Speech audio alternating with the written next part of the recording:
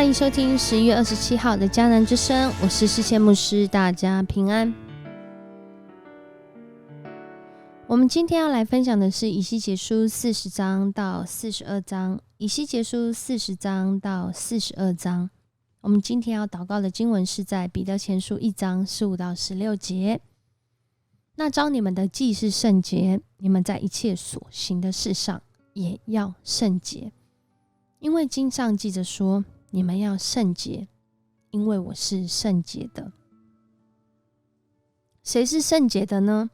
就是我们的上帝，他是圣洁的。他是圣洁的，所以我们要活出他的样式。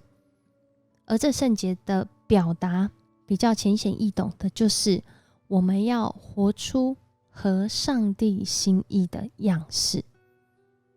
这对现今的我们来说是一个挑战，但也是一个恩典，因为耶稣基督的宝血为我们付上代价，献了一次而永远的祭。我们既活在这恩典当中，好像活出圣洁变成是一种选择，但是其实这是每一个基督徒被呼召要活出的使命，也是我们的尾声。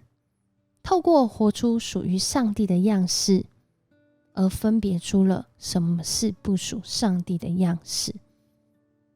在我们所行的一切事上要圣洁，对当时在今天经文里面的以西结来说，可不是容易的事啊。因为他们被掳走了，被掳到巴比伦去，就生活在这个异地，甚至这个时候是这个国家他们的新年，他们就在新年当然是要敬拜他们异教的神明啊。可是就在这个很挣扎，怎么办？我们没有办法属于上帝了吗？难道我们现在的生活就只能这样了吗？在人的困境当中，上帝总是给我们盼望。今天的这段经文再次鼓励我们的心，上帝的心意真的是要我们属于他。透过以西结，他领受这个意象，他好像被带回去到以色列，就在那个高山上，他看见了有一座城被建立起来，被建造起来。他随着这个使者一步一步的进去到这个城里的结构，发现这竟然是在重建圣殿啊！因为这里竟然外墙、外院、内院、圣所、祭司、献祭，就在那个地方圣属有分别。这是何等让当时以西结和这些以色列人振奋的事，因为他们竟然能够再次领受上帝要他们重建圣殿的心意。而这重建圣殿呢，许多的学者讲到，这不是后来那个被掳归回后的圣殿，因为盖出来这个 size 不符合，也不是后来这个希律重建的圣殿，因为是空间大小，甚至有些配置不太一样。可是透过这个从意象中领受的信息，正好在回应，好像以西结书一开始讲到，上帝的同在离开了这个耶路撒冷圣殿，这个地方毁坏了，他们被掳了。然而到了40章、41章、42章，这个新的圣殿也在意象中再次被盖起来，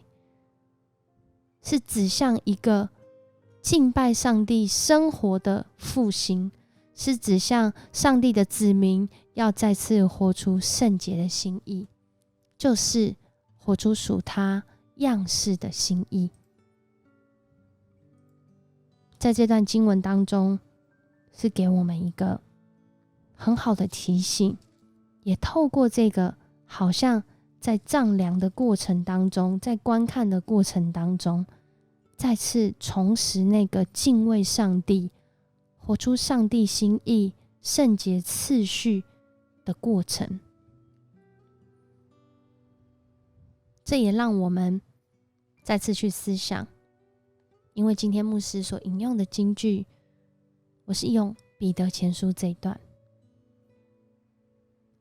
在这一段里面，其实就讲到我们要活出上帝圣洁的心意。这个圣洁的心意是叫我们要抵挡那一切不属上帝的方式，也不让自己的私欲来引导，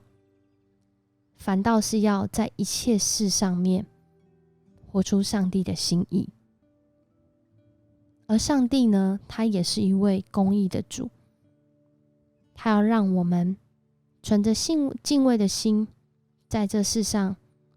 过这些每一个日子，好叫我们的生命真的是活出那个彼此相爱、心意更新、有上帝的心在我们心里面的生命。这也很挑战我们，当我们要选择我们生活上的每一个需要跟决定的时候，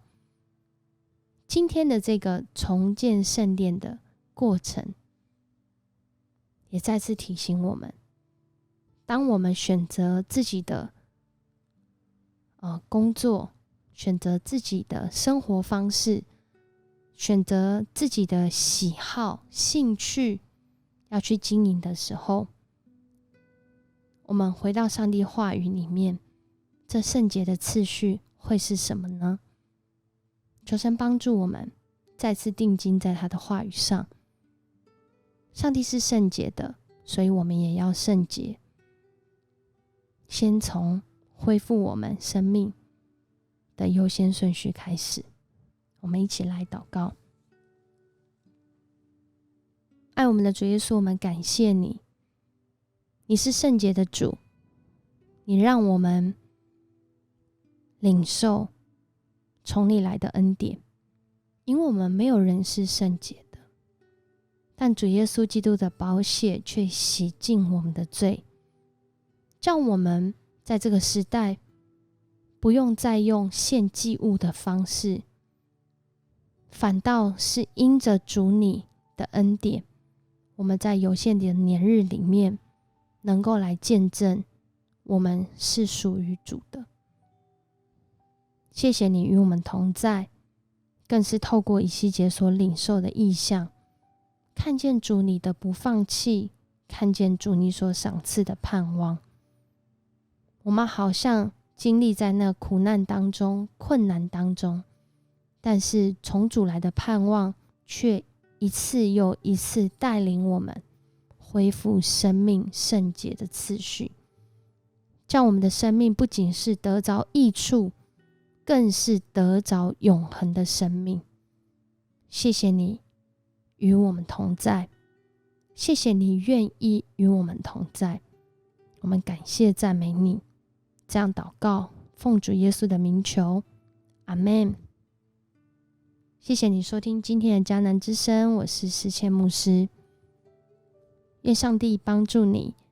按着他的心意活出生命圣洁的次序。我们明天见。